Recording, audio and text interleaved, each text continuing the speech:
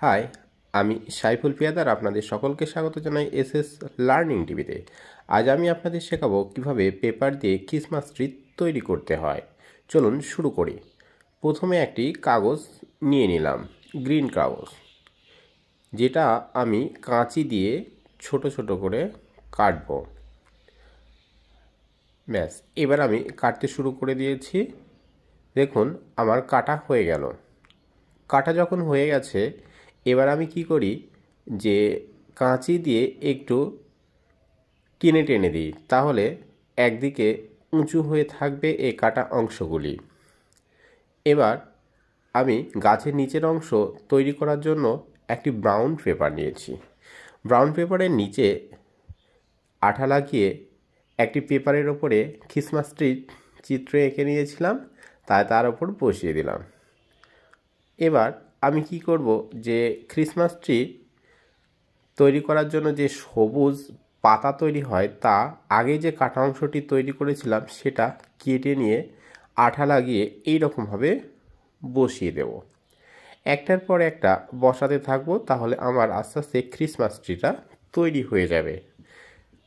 দেখুন কত সুন্দর দেখতে লাগছে। আমি যেহেতু কাগজের কাটা অংশগুলি কাঁচি দিয়ে একটু টেনে দিয়েছিলাম, তাই উঁচু উঁচু লাগছে এই কাটা অংশগুলি।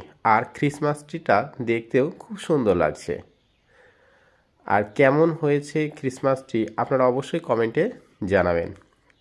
হ্যাঁ, আপনাদের বলছি, যারা এখনও আমার চ্যানেলটিকে সাবস্ক্রাইব করেনি, অতি সত্বর আমার চ্যানেলটিকে সাবস্ক্রাইব করে বেল আইকন প্রেস করে দিন।